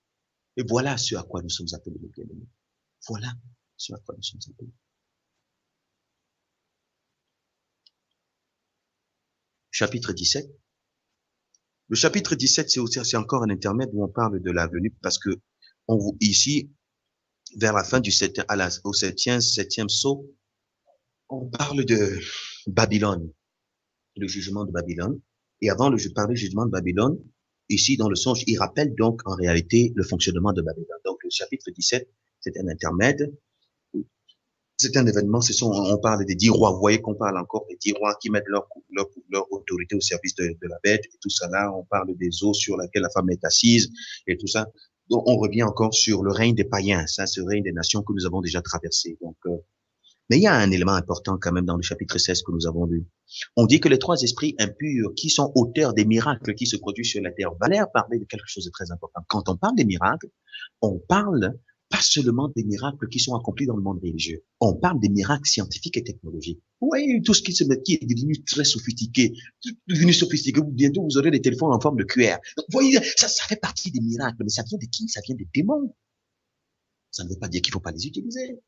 C'est pour ça que ça, c'est des choses que nous traiterons. Ça ne veut pas dire qu'il faut pas les utiliser, mais ça vient des démons. Ça, c'est des grandes inventions scientifiques et technologiques, mais qui sont produites par des esprits des démons. Les 3 esprits impurs. Donc, il y a des miracles à tous les... Quand vous voyez le monde arriver à ce niveau de vitesse, vous comprenez que c'est la prophétie qui s'accomplit. C'est la prophétie. La sophistication des objets. On allait parler des objets connectés, c'est-à-dire des objets intelligents. Mais c'est ça la prophétie. Qui prennent la place d'Élohim dans la vie des hommes. C'est pourquoi on a besoin de vertus, parce que les vertus ne font utiliser ces choses comme ne possédant rien. Que j'ai pas gloire au Père. Si je peux les utiliser, c'est pour le royaume. Et c'est là que Satan travaille, il ne sait même pas pour le royaume. Tout cela, c'est un décor planté que le Père va utiliser. Quand les gens vont voir à la télé les œuvres d'Élohim manifestées au travers, mais c'est la télé qui va aider à faire la propagande même. Pourtant, ça a été créé, les réseaux sociaux, tout ça ont été créés pour tuer des esprits, détruire des esprits. Mais le Père s'en servira pour la promotion de son règne. Voilà. Donc, c'est pour ça qu'on ne va pas insister sur ces aspects parce qu'on n'est pas dans la diabolisation de la création, qui souffre d'ailleurs de participer à la destruction des esprits. Mais elle reviendra au service de l'élévation des esprits. Elle est même d'ailleurs. Donc, on dit que ces 3 esprits vont rassembler les rois de la terre, donc du monde entier, vont les rassembler dans le combat du grand jour du Dieu Tout-Puissant. On dit que ces esprits, ils vont rassembler au verset 16, ils vont les rassembler, tous ces rois-là, dans le lieu appelé Armageddon, la bataille d'Armageddon. Il y a des films de science-fiction qui sont sortis, qui parlant d'Armageddon. Ici, on voit comment est-ce que, pendant que le 7e fléau a été déversé, c'était la fin des villes. Les villes disparaissent. Il n'y a plus de villes. Fini. Terminé avec les villes. Les villes disparaissent. La terre et les cieux ne disparaissent pas encore. Mais les villes disparaissent. Donc, la structure du monde telle qu'on la connaît, ça disparaît totalement. Tout disparaît. Donc, c'est la fin des villes, la fin des montagnes, la fin des, tout disparaît. Tout disparaît au 7e fléau. Tout disparaît. Les villes disparaissent. Il n'y a plus de délimitation frontalière et tout ça. C'est fini. Ça disparaît totalement avec les montagnes. Tout. Et puis les rois seront rassemblés par ces 3 démons dans le lieu appelé Armageddon pour la bataille. Et nous allons voir ça par la suite. Donc nous sommes au chapitre 17 qui est vraiment simplement un intermède. Et nous allons au chapitre 18 qui parle donc du jugement de la Babylone, de la grande prostituée. On va lire le chapitre 18, on va le lire rapidement. Hein. La chute de Babylone, comment est-ce qu'elle sera détruite et tout ça là, ça c'est nous sommes au niveau du 7e fléau, hein. 7e fléau avec la chute de Babylone, la grande prostituée, qui est la ville, comme nous l'avons lu au verset 18 du chapitre 19. Cette femme que tu as vue représente la grande ville qui exerce son pouvoir sur tous les souverains du monde. Donc, et nous avons dit que cette ville, c'est Rome. On va voir ce qui va lui arriver à partir du verset 18. On lira quelques portions, on va insister dessus aussi, parce qu'on peut faire la lecture à la maison. Donc, c'est pour ça que l'ange a crié, elle est tombée, Babylone la grande, c'est fini, sa chute, c'est sa ruine. Donc, quelqu'un peut nous faire la lecture rapidement, s'il vous plaît? Je suis déjà. La chute de Babylone. Après cela, je vis un autre ange descendre du ciel. Il avait un grand pouvoir et sa splendeur illumina la terre entière. 2. Il cria avec force, elle est tombée, la grande Babylone. Maintenant, c'est un lieu habité par des démons, un refuge pour toutes sortes d'esprits mauvais. C'est là que vivent toutes sortes d'oiseaux et d'animaux impurs et répugnants. 3. Toutes les nations ont bu le vin de sa furieuse immoralité. Les rois de la terre se sont livrés à l'immoralité avec elle, et les marchands de la terre se sont enrichis de luxe démesuré. 4. Puis j'entendis une voix qui venait du ciel et disait, « Sortez du milieu d'elle, mon peuple, afin de ne pas être complice de ses péchés et de ne pas subir avec elle les fléaux qui vont la frapper. 5. Car ses péchés se sont entassés jusqu'au ciel et Dieu n'a pas oublié ses ignobles actions. 6. Traitez-la comme elle a traité les autres. Payez-lui le double de ce qu'elle a fait. Remplissez sa coupe d'une boisson 2 fois plus forte que celle qu'elle a fait boire aux autres. 7. Voilà. Pendant que l'ange voit donc le jugement de Babylone, il y a un ange, une voix qui retentit au moment où il voit cette vision et qui parle donc. Parce que vous vous souvenez très bien, on a dit que l'enlèvement a eu lieu. Donc ce n'est pas pour dire que le peuple saint était encore là. Non, c'est que l'ange, la voix qui va retentir, dit donc à Daniel au moment où il voit cette vision, il dit c'est pourquoi, avec ce qui va arriver à Babylone, c'est pourquoi sortez du milieu d'elle, membres de mon peuple, afin de ne pas participer à ses péchés et de ne pas être frappé avec elle des fléaux qui vont l'atteindre. Car ses péchés se sont amoncelés jusqu'au ciel et Dieu s'est souvenu de toutes ses actions injustes. Donc, ça, c'est un langage qui concerne au moment où Jean reçoit cette vision, qui concerne Jean et tous ceux qui, par les compassions du Père, par la suite, recevront l'intelligence du livre de la révélation, c'est-à-dire qui fixe le temps de la fin, sortez du milieu de Babylone. Qu'est-ce que cela veut dire, sortez du milieu de Babylone? Que nous nous rassemblions nos affaires, nous cherchions un lieu en forêt où tout le monde paye son billet d'avion. On va choisir quelle forêt qui n'est pas infectée, parce que Babylone a infecté même les forêts de la terre. Toutes les forêts cherchent une forêt. Peut-être qu'il n'y a pas de forêt, ou alors se suspend dans l'air. Même l'air est pollué par l'esprit babylonien. Donc, sortez du milieu d'elle comme Yeshua dit, je te demande pas de les enlever du monde, mais de les garder du malin. C'est-à-dire que ce que nous avons bu, puisqu'on dit toutes les nations de la terre ont bu le vin de sa furieuse immoralité, cette nature d'immoralité, c'est cela. Cette nature d'immoralité qui se traduit par des actes d'immoralité, des comportements immoraux. Parce que la haine, ça fait partie de l'immoralité. Donc, immoralité, tout ce qui est immoralité, ça veut dire tout ce qui est opposé à la nature de ce qui est saint. C'est ça l'immoralité. Sortir du milieu d'elle, ça veut dire quoi? Qu'elle sorte de nous. C'est ce que ça veut dire. Que cette nature soit consumée en nous, que nous ne vivions plus selon l'esprit babylonien. La conscience babylonienne, la nature babylonienne, les rivalités c'est babylonien, les calomnies c'est babylonien, la cupidité c'est babylonien, les convoitises c'est babylonien, la haine c'est babylonien, la méchanceté c'est babylonien, les accusations c'est babylonien. Tout cela c'est la nature babylonienne. Les plaintes c'est babylonien. Ne participez pas à ces péchés, mais dénoncez cela. C'est ce que cela veut dire. Et ça inclut un mode de vie pratique. Où tout me permet, mais tout ne m'est pas utile parce que tout ne m'édifie pas. C'est ça, sortez du milieu d'elle, mon peuple. Ça peut inclure même des choix à faire sur le plan quotidien. Là où je vais aller, où je ne veux pas aller. Parce que je cherche ce qui m'édifie désormais. Parce que j'ai désormais un objectif. Sans condamner ceux qui y sont, parce que moi aussi j'y ai été. Mais dans la supplication que ma transformation puisse ouvrir les esprits de ceux qui sont misérables. Voyez-vous, c'est très important.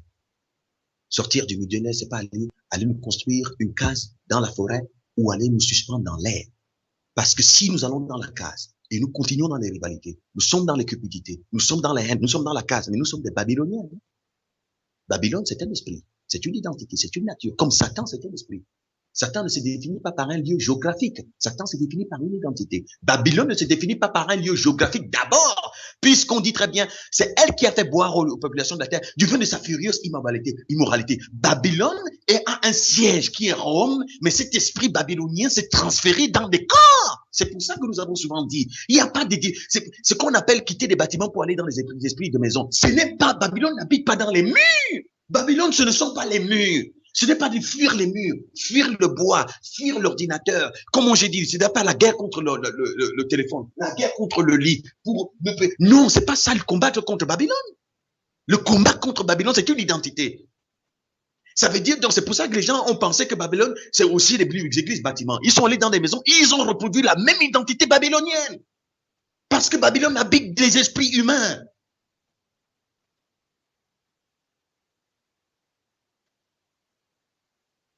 Sortez du milieu d'elle, mon peuple. Ne participez pas à ces abominations. Et c'est là le travail de purification et de construction.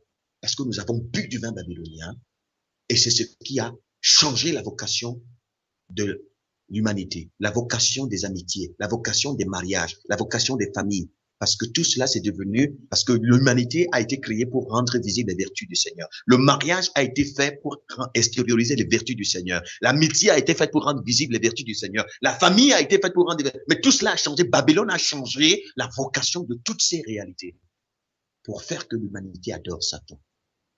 Mais béni soit le nom d'Élohim qui ouvre nos yeux, parce que c'est la fin de Babylone.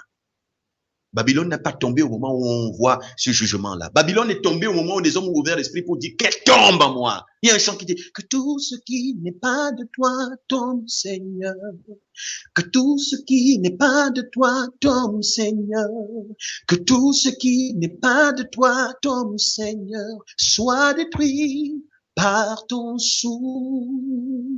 Que tout ce qui n'est pas de toi tombe, Seigneur. Que tout ce qui n'est pas de toi tombe, Seigneur. Que tout ce qui n'est pas de toi tombe, Seigneur. Soit détruit par ton souffle. C'est Babylone. Donc, la consécration d'un disciple, c'est là, il appelle la fin de Babylone. La ruine de Babylone. C'est ça, le frère. Donc,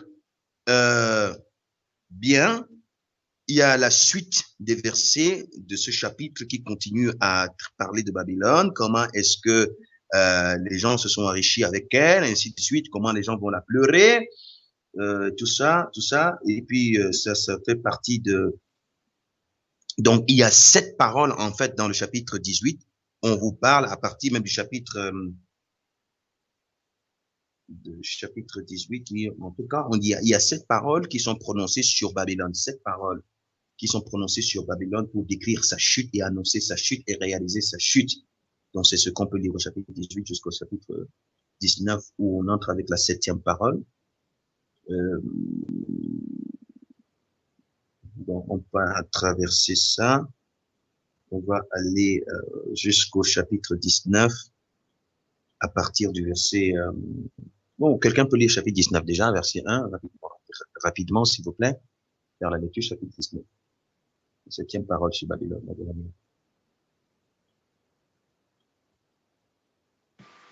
Je continue alors. Après cela, j'entendis une voix forte dans le ciel, semblable à celle d'une foule nombreuse. Elle disait, Alléluia, louez le Seigneur, le salut, la gloire et la puissance sont à notre Dieu. 2. Ses jugements sont vrais et justes, car il a condamné la grande prostituée qui corrompait la terre par son immoralité. Il lui a fait rendre compte de la mort de ses serviteurs. 3. Et ils dirent encore, Alléluia, louez le Seigneur, la fumée de la grande ville incendiée s'élève pour toujours. 4. Les 24 anciens et les 4 êtres vivants s'agenouillèrent et adorèrent Dieu qui siège sur le trône et dirent Amen, Alléluia, louez le Seigneur. Verset 5. Une voix se fit entendre du trône. Elle disait, louez notre Dieu, vous, tous ses serviteurs qui le respectez, les grands comme les petits. 6. Puis j'entendis une voix semblable à celle d'une foule nombreuse. Elle résonnait comme de grandes chutes d'eau, comme de violents coups de tonnerre. Voici ce qui était dit. Alléluia, louez le Seigneur, car le Seigneur notre Dieu Tout-Puissant a établi son règne. 7. Réjouissons-nous et soyons heureux, rendons-lui gloire, car le moment des noces de l'agneau est arrivé et son épouse s'est préparée. 8. On lui a donné un vêtement fait d'un fin tissu de lin, brillant et pur. Le tissu de lin représente les actions justes du peuple de Dieu. 9. L'ange me dit, écris, C'est bon, Valina, tu peux passer un petit peu avec le là. Oui, vas-y, lis ce verset. Ok, verset 9. L'ange me dit, écris, heureux ceux qui ont été invités au repas des noces de l'agneau. Et il ajouta, ce sont là les paroles véritables de Dieu. Amen. Amen. Donc, voyez-vous, on dit au verset 8, et il lui a donné de s'habiller d'un lin pur éclatant. C'est un peu ça dans cette version. Ce lin représente les actions justes de ceux qui appartiennent à Dieu. Vous voyez bien, le vêtement intérieur représente les actions justes de ceux qui appartiennent à Dieu. Ça veut dire quoi? Ça veut dire que la construction de l'identité intérieure se traduit par des actions justes. L'identité de la justice qui vient en nous s'exprime par des actions justes. Donc, les actions portent la coloration du vêtement intérieur. Le vêtement intérieur porte la coloration des actions. Donc, ça va de pair. C'est pour ça que Jacques pouvait dire, Paul pouvait dire, on est sauvé par la foi et non par les œuvres. Ça veut dire que puisque la foi vient de ce qu'on entend, la foi vient de ce qu'on entend, la nature que nous recevons, qui est façonnée en nous, qui vient en nous, nous est donnée par la grâce. Personne ne la mérite, c'est le Père qui nous la donne. Maintenant, cette nature doit s'exprimer par les œuvres. Jacques peut donc dire, la foi sans les œuvres est morte. C'est-à-dire, si je dis que je suis en train de marcher sur le chemin du Messie et que mes œuvres disent le contraire, ma foi est morte. Donc, elle est inexistante. Je n'ai pas la foi, j'ai la foi en autre chose. Donc, comment dire, tout va de pair. Puisque le fin lin représente aussi les actions. Donc, il ne peut pas avoir engagement sans action qui suivent, mes bien-aimés. On est sauvé par la foi et non par les œuvres, mais la foi du salut se manifeste par les œuvres de justice.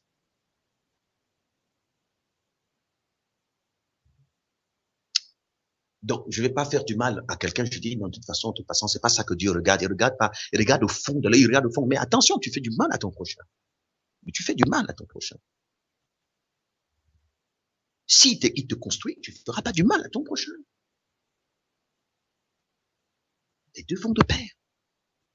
C'est pourquoi régner son identité ne veut pas forcément dire rentrer dans la lassitude et dans la légèreté et le laisser aller vivre comme on sent, comme on veut, et dans la débauche, comme j'entendais souvent certaines personnes qui pouvaient me dire, écoutez, voler, il faut comprendre ça dans la dimension spirituelle, ça veut dire simplement que l'esprit qui appartient au Seigneur, je l'ai consacré à un autre. Ce n'est pas faux, forcément.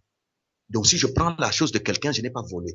Et parfois, on allait dire, par exemple, le Messie a demandé, allez prendre le bélier, l'âne de quelqu'un et tout ça. Oui, attention, ne va pas voler la chose de quelqu'un. Si tu voles, le magistrat va te punir, puisqu'il a pour te punir. Lui ne connaît pas la chose dans l'esprit. Il ne punit pas l'esprit, il punit le corps. Tu vas pas aller devant le magistrat. Vanina, j'espère qu'elle a le son. Parce qu'elle a été déconnectée de moi à un moment. Amen, amen, amen. Voilà.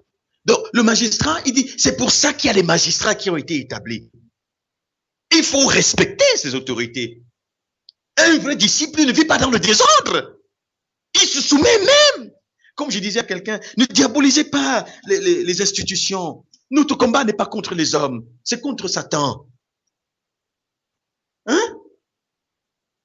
C'est contre Satan. Et ces choses-là, ces institutions, même si, dans le fond, ça a été organisé par l'impie, le Père s'en sert pour bâtir ses disciples. Parce que s'il n'y a pas code de la route, j'aurai des difficultés à circuler pour aller en réunion avec mes frères. Voilà. Et le magistrat est là pour punir nos voleurs. Le magistrat ne sait pas que tu as abandonné Elohim pour aller te consacrer à l'impie. Il sait simplement que tu as pris la chose de valeur.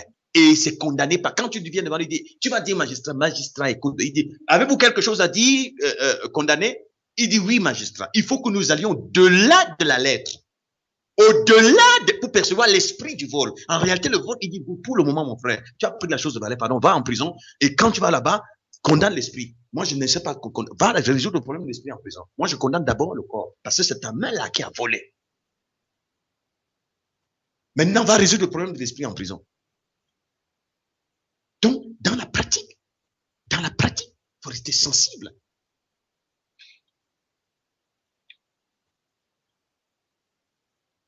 Il faut rester sensible. C'est pourquoi il y a même une chose qui est claire, mes bien-aimés. Oh, la sœur Ingrid n'a plus de son, frère. Est-ce qu'elle est là? Amen, amen, amen, amen. C'est pourquoi je dis ceci, mes bien-aimés. Les œuvres, les vertus sont plus compliquées que les simples réalités morales. Ne pas prendre la chose de quelqu'un, c'est simple. C'est pour ça que les Juifs pouvaient faire ça. Même comme ils n'avaient pas la possibilité d'accomplir les vertus, ils pouvaient faire ça. À l'époque, ils étaient sous la loi, gouvernés par le péché. Oui, un pécheur peut faire ça, c'est vrai. Mais la différence entre un pécheur qui ne vole pas, c'est que le motif avec lequel il ne vole pas est souillé et de toutes les façons, il reste un voleur. Maintenant, la différence entre lui et un juste qui ne vole pas, c'est que le motif pour lequel il ne vole pas est pur et le Père agrée. Ça ne veut pas dire que le juste doit aller voler. Donc, les choses simples, qui sont l'observation du code de la route et tout cela, mais si tu as la possibilité de ne pas haïr quelqu'un, mais c'est trop grand, tu peux facilement respecter le code de la route. Mais si même ça, tu ne respectes pas, et puis tu dis que tu as transcendé les lois, mais tu es un menteur, ce sont des choses très simples. Même un chat peut respecter. Même vous sociabilisez un animal, il peut respecter le code de la route. Donc, même ce que quelqu'un peut respecter, tu ne respectes pas. Et tu dis que c'est des choses de l'esprit que tu vas respecter, mais tu es un menteur.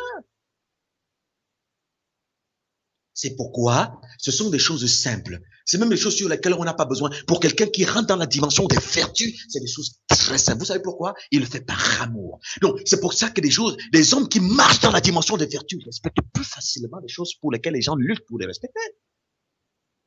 Parce qu'il n'est plus à ce niveau. Il est maintenant au niveau des vertus. Des choses que les autres ne peuvent pas faire. Pour en devenir un repère, pour encourager les gens à venir sur le chemin de la vie. Il est un modèle.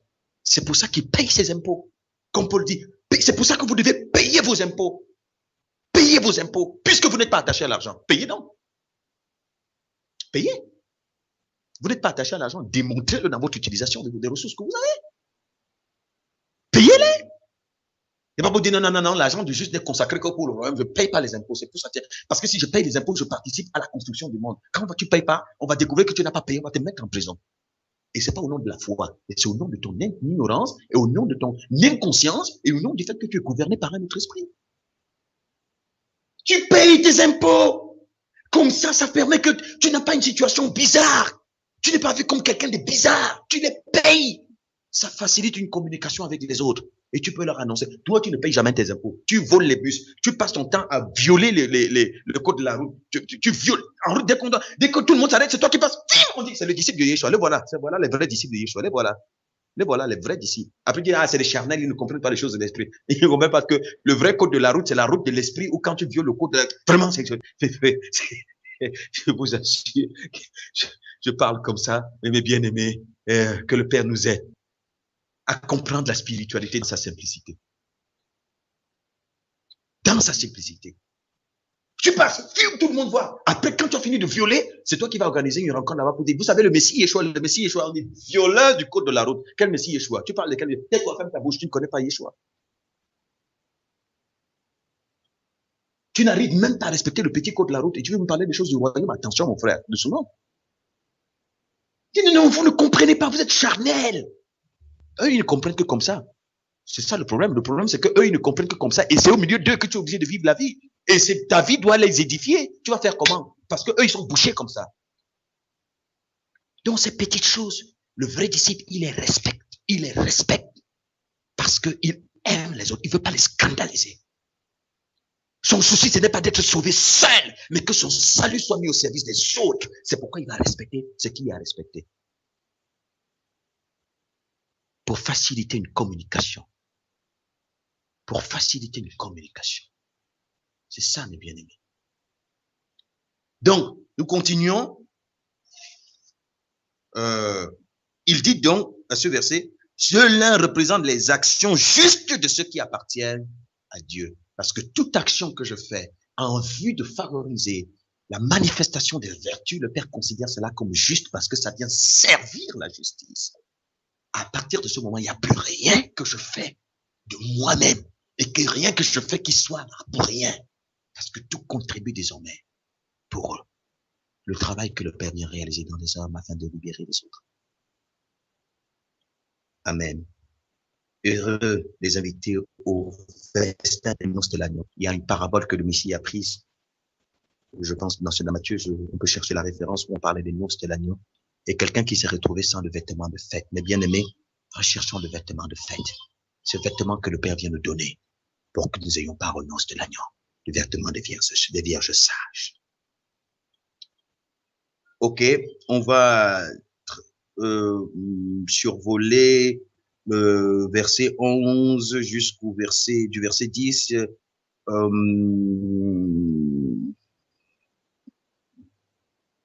Du verset 10 jusqu'au verset 16, on décrit le roi qui s'appelle la parole de Dieu, le témoin fidèle.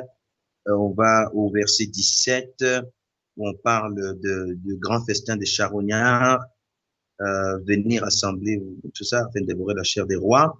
Bon, on peut lire à partir du verset 17, on va lire du verset 17 jusqu'à la fin du chapitre 19.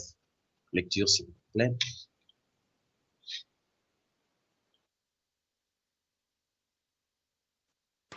Je continue alors. Verset 17. Ensuite, je vis un ange debout dans le soleil. Il cria avec force à tous les oiseaux qui volaient très haut dans les airs. Venez, rassemblez-vous pour le grand repas de Dieu. 18. Venez manger la chair des rois, des généraux et des soldats, la chair des chevaux et de leurs cavaliers, la chair de tous les hommes, libres ou esclaves, petits ou grands. 19. Puis je vis la bête, les rois de la terre et leurs armées rassemblés pour combattre contre celui qui monte le cheval et contre son armée. 20. La bête fut capturée ainsi que le faux prophète qui avait accompli des miracles en sa présence pour égarer ceux qui avaient reçu la marque de la bête et qui accordaient sa statue. La bête et le faux prophète furent jetés dans le lac de soufre enflammé. 21. Tous les soldats furent tués par l'épée qui sort de la bouche de celui qui monte le cheval, et tous les oiseaux se nourrirent de leur chair. Amen. Très bien, c'est le combat de ce qu'on a appelé Armageddon, le grand rassemblement des rois après le 7e fléau. Les 3 esprits des démons vont aller réunir les rois. Les villes ont disparu, hein.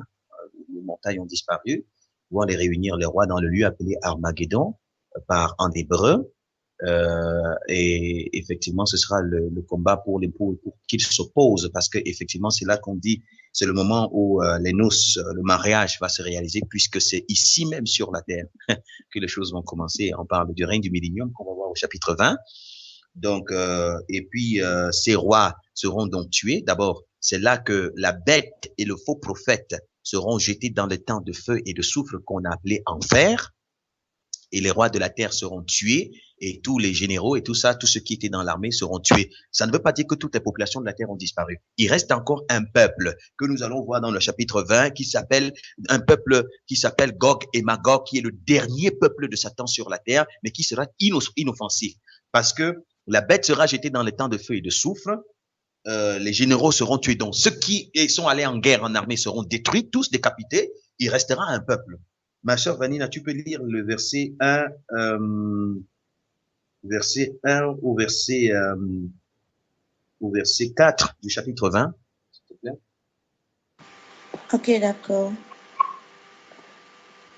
Puis je vis un ange descendre du ciel. Il tenait à la main la clé de l'abîme et une énorme chaîne. 2. Il saisit le dragon, le serpent ancien, c'est-à-dire le diable ou Satan, et il l'enchaîna pour 1000 ans. Verset 3. L'ange le jeta dans l'abîme qui ferma à clé et scella au-dessus de lui afin que le dragon ne puisse plus égarer les nations jusqu'à ce que les 1000 ans soient passés. Après cela, il doit être relâché pour un peu de temps. 4. Ensuite, je vis des trônes. Ceux qui siégeaient dessus reçurent le pouvoir de juger. Je vis aussi les âmes de ceux qui avaient été exécutés pour leur fidélité à la vérité révélée par Jésus et à la parole de Dieu. Ils n'avaient pas adoré la bête ni sa statue, et ils n'avaient pas reçu la marque de la bête sur le front ni sur la main. Ils revinrent à la vie et régnèrent avec le Christ pendant 1000 ans. Amen. Lis le verset 5. Ok. Les autres morts ne revinrent pas à la vie avant que les 1000 ans soient passés. C'est la première résurrection. Amen. 6. Ok. Heureux ceux qui ont part à cette première résurrection. Ils appartiennent à Dieu et la seconde mort n'a pas de pouvoir sur eux.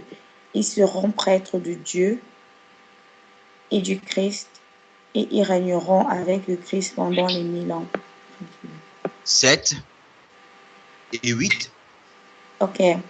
Quand les mille ans seront passés, Satan sera relâché de sa prison et il s'en ira tromper les nations répandues dans le monde entier, c'est-à-dire Gog et Magog.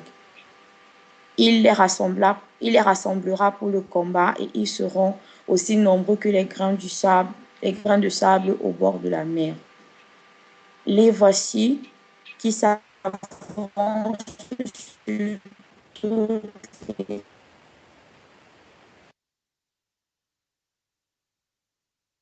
Allô. La sœur Vanine a un peu de souci. Bon, je vais continuer. Je vais continuer pour ne pas laisser le vide. Vas-y. Elle était à quel niveau? Le verset 9. 9. Les voici qui s'avancent sur toute l'étendue de la terre et ils encerclent le camp du peuple de Dieu. La ville armée de le peuple de Dieu, la ville armée de Dieu. Mais le feu descend du ciel et les détruit. Verset 10. Alors le diable qui les trompait est jeté dans le lac de soufre enflammé, où se trouvaient déjà la bête et le faux prophète. Ils seront tourmentés jour et nuit pour toujours. Amen. Donc, voilà, la destruction des généraux et tout ça, ce qui représente le reste des nations de la terre, qui seront décapités, le faux prophète et la bête seront jetés dans des temps de feu et de soufre, et puis Satan sera enchaîné, jeté dans l'abîme, pas dans le feu et de soufre, dans l'abîme, où il sera gardé pendant 1000 ans, et il y aura un reste de population impie, marquée du sceau de Satan sur la terre, mais qui seront désormais, parce que la puissance de ce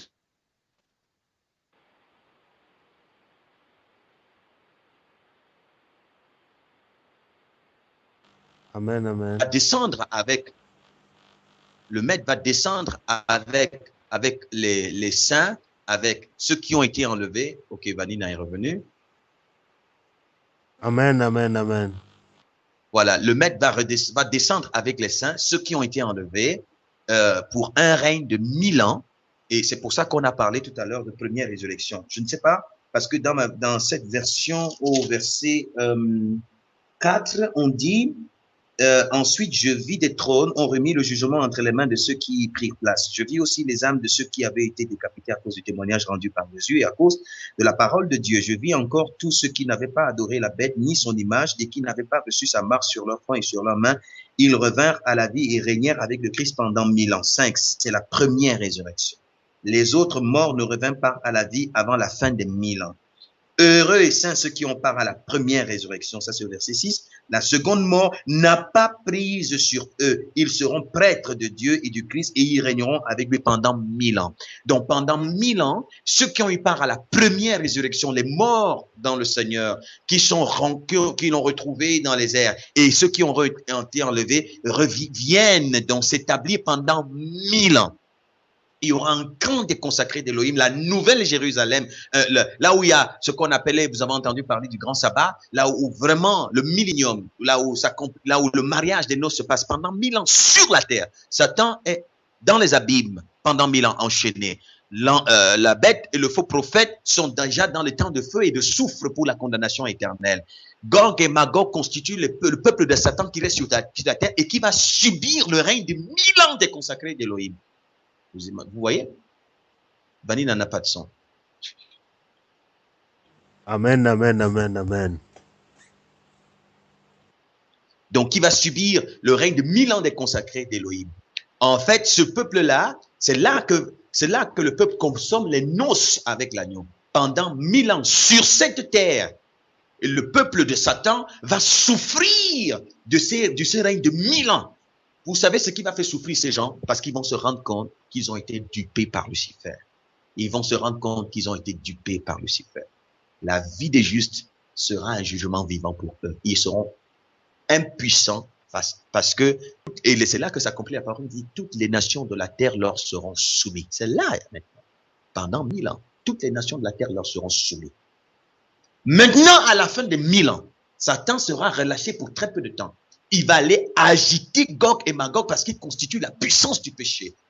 Gog et Magog qui vont aller en tenter de rentrer dans le camp des consacrés d'Élohim parce qu'ils ont subi donc toute la vengeance des 1000 ans là, ils vont aller tenter de se tirer vengeance. Le feu va descendre pour les consumer. Et c'en est fini. Satan sera jeté dans le temps de feu et de soufre. Et c'est là que le dernier peuple de Satan sera tué. Il n'y aura plus un seul qui va rester sur la terre.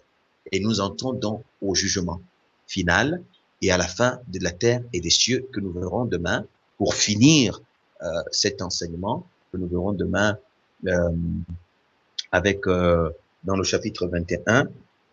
Donc, vous voyez très bien comment est-ce que les choses évoluent. Donc, vous voyez que ceux qui ont été décapités pour le Messie, ce sont eux qui reviennent pour 1000 ans. Ils n'ont pas renoncé l'amour pour 1000 ans. C'est pas encore la nouvelle Jérusalem, mais c'est déjà l'entrée, effectivement, dans la nouvelle Jérusalem, parce que quand on parle de la ville sainte qui va descendre des cieux, on le verra bientôt. Mais c'est ici sur la terre qu'ils vivent les noces avec leur maître pendant 1000 ans. Ils règnent sur toutes les nations de la terre qui vont subir le règne. C'est là que les impies, qui avaient eu, parce qu'ils vont les voir, ils vont se souvenir qu'ils avaient eu la possibilité de se repentir, ils n'ont pas fait. Ils vont regretter amèrement parce qu'ils vont voir ceux qui ont choisi de suivre jusqu'au bout. Et ils seront toujours remplis d'amertume et de désir de vengeance. Mais ils ne pourront rien parce qu'ils subiront l'autorité des consacrés d'Élohim avec leur Messie, avec leur époux pendant 1000 ans sur toute la terre. Voilà. Et c'est là l'avenir. C'est là des réalités qui vont se produire sur cette même terre, mais bien conformément à la prophétie. C'est pourquoi, quand on l'écoute, on se dit, pourquoi donc chercher ma satisfaction à tout prix ici maintenant? Mais il y a un temps prévu pour la gloire des consacrés d'Élohim. Je dois souffrir avec la vérité pour venir avec la vérité. Seigneur, aide-moi. Aide-moi. Que j'apprenne à me régner selon le siècle présent. Aide-moi pour marcher dans les voies de la pureté de la vérité, en vue de la gloire qui nous est réservée. Voyez-vous? Donc, le Père, il est juste et il est bon. Puisse-t-il nous accorder vraiment la faveur, bien-aimé, de comprendre davantage ces choses et de marcher sur le chemin de la purification de nos robes en vue de l'héritage qui nous est destiné dans le royaume de notre Maître, Yeshua de notre Père, qui est digne d'honneur et de louange. Amen. Amen. Amen. Souffrir pour la vérité afin de régner avec la vérité. Quelle belle conclusion. Si la sœur Nadine est là, il y a un cantique qu'elle chante où elle dit aie pitié de nous. Hein, les mâles que j'appelais bien, des choses comme ça. Si elle est là, si elle peut chanter ce cantique, s'il te plaît, maman Nadine.